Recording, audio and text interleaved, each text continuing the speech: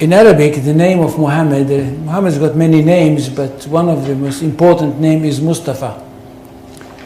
Mustafa in Arabic means he who was selected.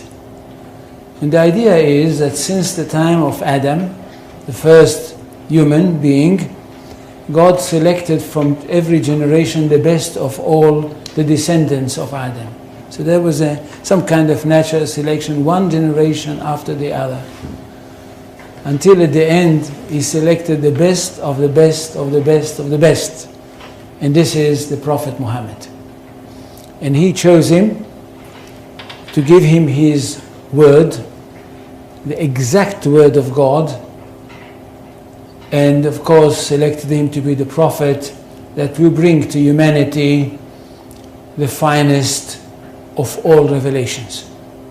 This is Islam. That we are talking about a culture which is highly rich, highly interesting, and highly rewarding. And that's what the most important thing. It's highly rewarding because it basically, for the ordinary person, it's a very, very simple religion. I'm not talking about philosophers, I'm not talking about academicians, I'm not talking about the great theologians, I'm talking about the simple person for whom Islam is the most rewarding of all religions.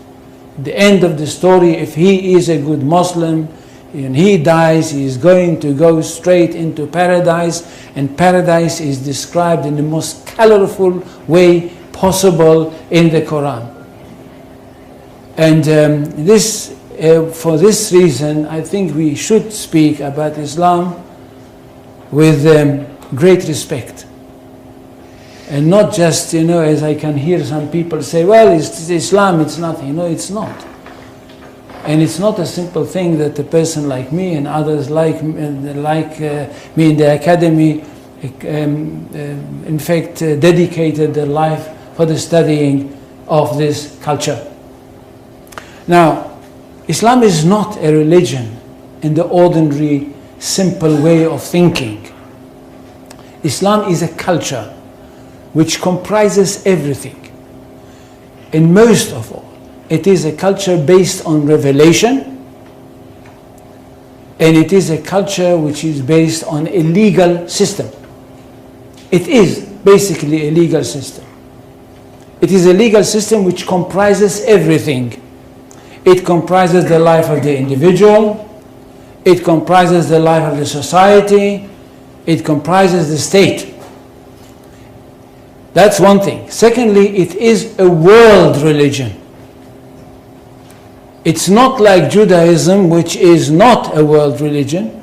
It is connected with the chosen people, and it's only for them. And it's not connected with the territory of the world, it's connected with one small country. Islam is a world religion connected with the world, and it wants to establish world order. For Islam, the whole world is one state. And all the people of the world are those people who live in this one state. Now when Muhammad came with this idea, the words came from God to him. And it says, I don't know how many, do any people know Arabic here? They don't. So I will not quote in Arabic. In Surah 61, verses 11-13, we hear that God sent Muhammad with the true religion, with the right message, with the right path, in order that it should overcome all the other religions. Which means that there is only one truth. Jews and Christians, which are called the people of the book, had once their own truth, but they were not a very good custodians, and they falsified their books. That's why Allah had to send another prophet, a modern prophet, that should bring the last word of God and the only word of God to humanity. This is the Quran. Nothing can be superior to it. And because of that, this religion is regarded to be one that stands on top of everything else. In Arabic, they say, Al-Islam ya'lu wa la yu'la alayhi. Islam is superior, nothing can be superior to it. Which means we are talking about not only the final word of God, not only about the finest word of God, but the truest of all revelations. Now what does the community have to do? The community of the believers. Those people that were lucky enough to have their hearts open and to have accepted the call of the Prophet Muhammad. What do they have to do? They have a mission in this world.